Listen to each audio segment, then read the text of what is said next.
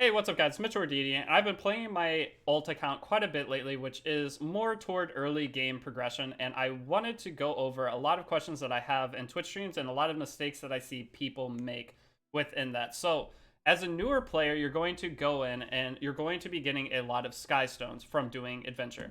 One of the most important things that I want to stress to everybody is it's not efficient to waste these on summons, usually not even the banner character, unless you know the banner character is good. But if you do these and go into Covenant summons, just throw them into Covenant, that usually is a complete waste and it's going to hinder your progression greatly. Those early Sky Stones are super important for if you need to refresh to finish a certain character, refresh stamina with them, or if a banner is coming up. So now we're waiting for a collab to happen. A collab usually means that these characters are going to be quite good because they want to make hype around it. They want the character to be worth pulling. They want the collab to be a success. So with the collab, most likely those characters will be good, but this is true for all times. You always want to make sure that you have resources to pull for units that you know are good or that you like. So not everyone's super meta, not everyone's trying to play the game to be the best player ever, and I understand that. But overall, there are some characters that if you really like them, just pull them, but you do not need to summon on, if you're a new player, that banner that's there. Wait till you learn more about the characters. Wait till you see what is good and what's not. The banners do tell you when they go away, so you can look right here and you can see when the banner is going to leave. So during that time, you can do your research. Epic 7 is a very deep game, so you will need to do your research on almost everything. So going in and looking at everything, is this character good? Watching videos on YouTube, all of that to see whether or not it's worth pulling. Same with Mystic Metals. Check if the Moonlight character is even good. If it's not good, like Cowrick turned out pretty mediocre for now. He may get buffed later. You never know. Almost every character in Epic 7 has seen some sort of buff in the past or even recently. So that's just one thing I wanted to touch on. Make sure the character that you're pulling on is worth pulling before you waste all your resources and that don't end up being able to get the later characters that are actually good. So that's the first advice. Second advice, farming. So early game players, I know you don't really know what to do yet. And even some of you that maybe been playing for a while, you just haven't progressed too far yet. So the biggest thing with this is you do not want to farm hunts below hunt 11. It is never worth doing any hunt if you're doing below 11. So as you see, this is a account that I played on for about 3 months. And whenever you start farming, you never want to farm Wyvern. Everyone tells you to farm Wyvern, right? You never want to farm Wyvern 10, 9, 8, 7. If this is what you're doing with your stamina, you need to stop. Because one, Wyvern 9 and 10 are harder than 11. 11 just takes proper team comp setup and understanding of the game.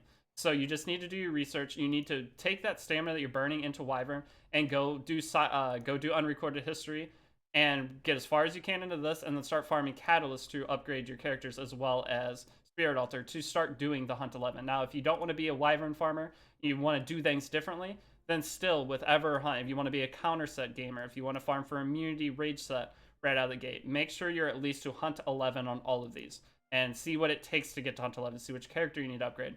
But do not waste your early game stamina farming a hunt that you're never going to use this gear. One of the other things that I would say is never upgrade T70 gear.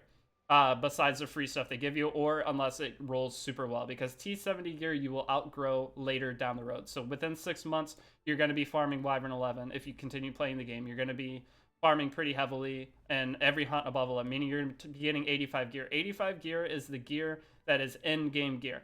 So once you get here, you're farming gear that can stick with you for the rest of the time you play Epic 7, because 85 gear can be reforged and that inflates its stats. And T70 gear is locked behind T70. You can never make it any better, besides with change set stones, but that's never worth doing. So overall, you want to pretty much get to where you can farm T80 gear only. So if you're farming Wyvern 11, you're getting those 70 gear drops. You're going to ignore most of them. If you want to roll a red 70 gear for speed, that can hold some value. Say if your early game is still slow, but other than that, it usually is not worth it at all. Just wait. The biggest thing with Epic 7 is waiting. Wait before you summon on a banner. Wait before you upgrade that gear, because you're going to get better. Wait before you do your research and learn the next thing. Epic 7 is designed to make you want to rush this one thing to finish, and then you want to buy a pack to finish it. You want to fodder certain characters to get faster 6 stars. That's not the play. That's going to go into the next part, is save one copy of every character and preferably triple S them. So as you're getting characters, there's Carrot, for example. She's a 3-star. You're going to pull a lot of her anyway, but you want her max imprint because she gets quite a bit of self-attack. within that. So you want to make sure you save a carrot, because carrot before was not very good.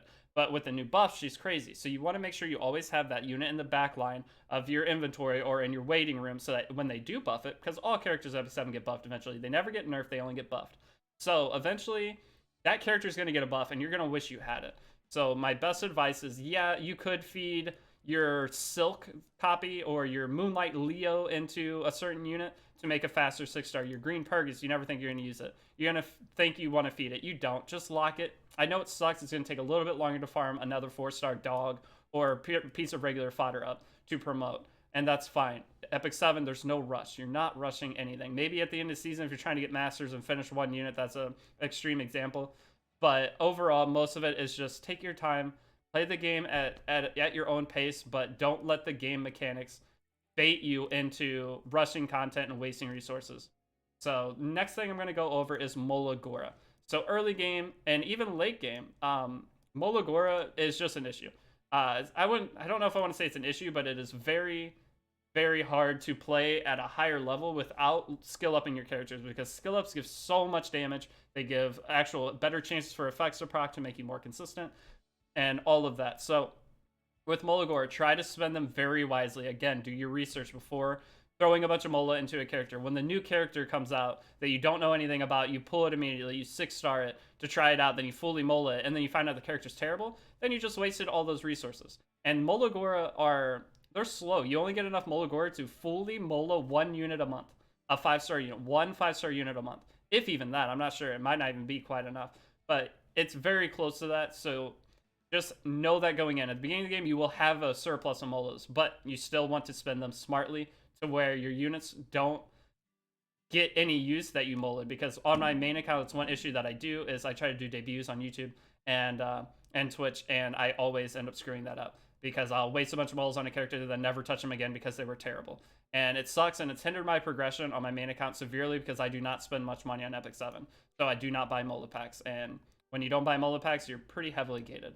So next up on the list, I have burning resources. So the burning resource thing we kind of already hit on already, but that's mainly the Molagora, and other than that, it's just using your resources smartly. Just not putting a bunch of stuff into something that isn't good, not reforging a piece of gear that's you're never going to use again after. That's not ideal. Crafting materials, making sure you're crafting for things that you actually need, and overall just making sure you know what you do. So with consumables, making sure whenever you get those sets, you usually do right side gear. The blue boxes that let you pick a stone.